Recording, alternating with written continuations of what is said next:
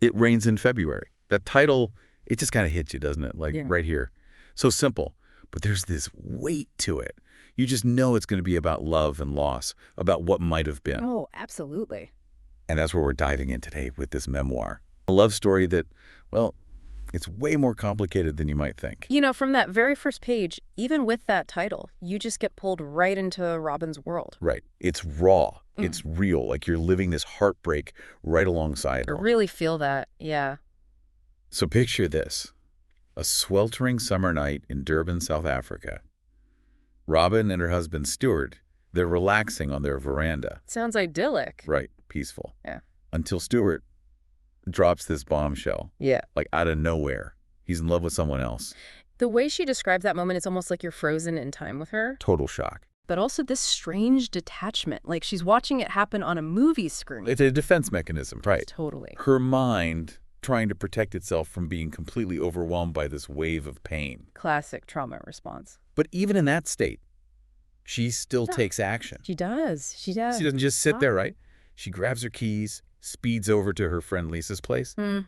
She needs someone, anyone, to try and make sense of this whole thing. And this is where Robin injects this bit of dark humor, you know. Yes. Yes. Suddenly, we're in this late-night stakeout with Lisa puffing away on a joint while they're trying to piece together what's going on. Such a human moment in the midst of all this heavy emotion. Exactly. And that's what makes this memoir so captivating, so relatable.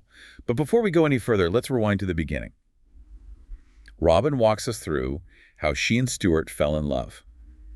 And it was love at first sight. Intense connection, whirlwind romance, the whole thing. It really was. And there's this very telling passage where she talks about a letter Stuart wrote to friends after they first met. He describes Robin's eyes, and he says they were as clear as my mother's were. It's like, why include that detail? It's almost like he's subconsciously connecting Robin to the most important woman in his life up to that point, wouldn't you say? Exactly. It speaks to how deeply he felt for her. And we also begin to get this sense of Stuart's personality, this artistic, passionate, almost reckless energy. And Robin's drawn to that. Oh, yeah, completely. They were kindred spirits in a lot of ways, weren't they? Shared a love for art, music, pushing boundaries. But even back then, Robin admits she had this nagging fear, almost a premonition that Stuart's, his spark, it wouldn't last. Wow. It makes you wonder, was she bracing herself for heartbreak from the very beginning? It's definitely a question that sticks with you. And speaking of foreshadowing, we're then taken through how Stuart's affair with this woman, Amanda, how it unfolds.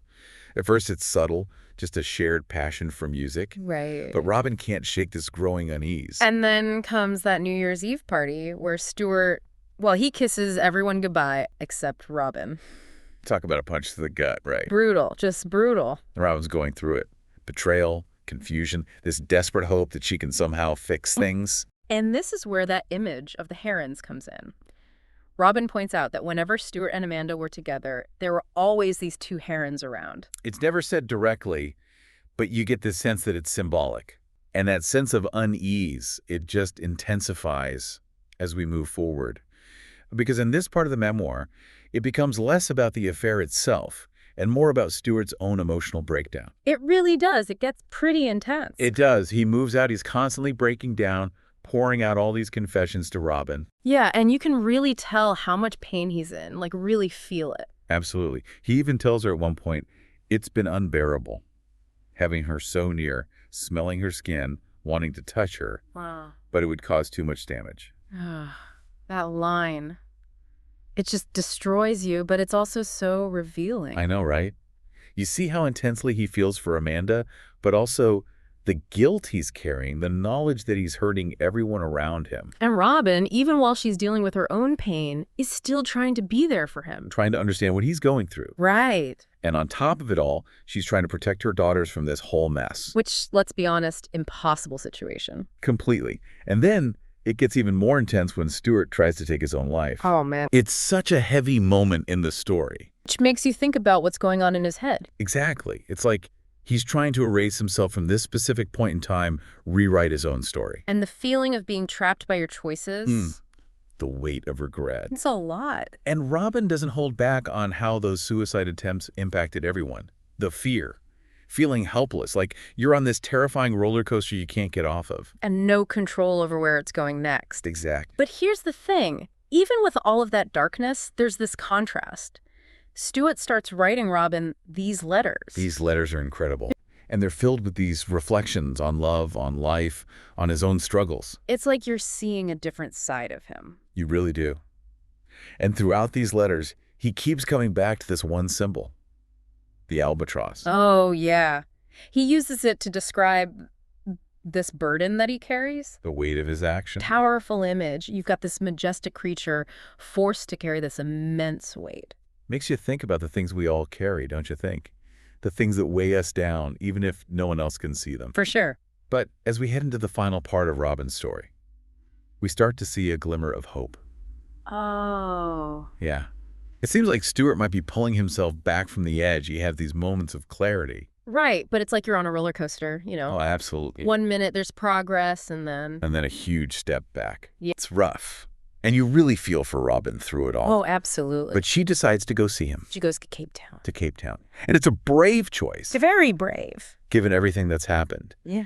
But it shows you how much she loves him. This need to connect with him, maybe one last time. Yeah. And those moments they share, they're really something. They are. Yeah. But you can tell there's this sadness there. This weight underneath it all. Yeah. Like they both know deep down that time is running out. Exactly. And one thing that really stands out, they exchange these gifts. Robin gets this tattoo, an infinity symbol. Not just enduring love. Right? I think for her, it's even more than that. It's like his actions aren't going to erase their history. Wow. Their connection goes beyond even death. It's powerful. It really is. And then Stuart, he gives her a beaded necklace. With those words. Try harder. It's a lot, isn't it? So loaded. Because on the one hand, he's still fighting. Right. There's still hope. But there's also this pressure, this weight of everyone's expectations on him. And that's what's so powerful about this story, isn't it? It's real. It reminds you that mental health, it's not a destination, it's a journey. You have your ups, your downs, Exactly. clarity, despair. And sometimes, even with everything you've got, It's not enough. it's not. And that's what happens here.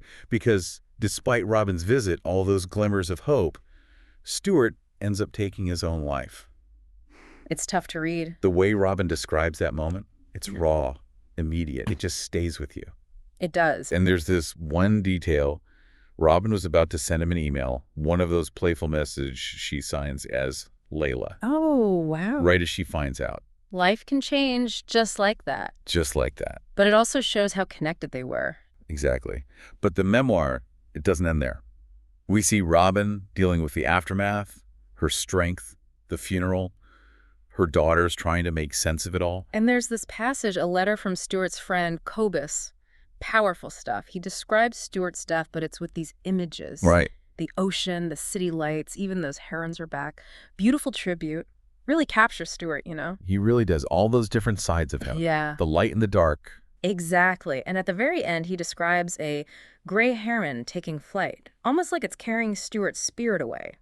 Haunting, but also kind of comforting in a way, It is. It's like there's a sense of release. Transcendence. Maybe that's what we all search for in the face of loss. Some kind of meaning, some peace. Maybe so? The memoir ends with Robin's reflections on it. All the pain, acceptance, the love that remains. It's really a testament to how resilient people can be. It is. This story, it's a lot to process. Love, mental illness, empathy. But it's also a reminder that even in those dark places, there's always hope. There is. Always a chance for healing. And sometimes the bravest thing you can do is just reach out, connect, and remember you're not alone.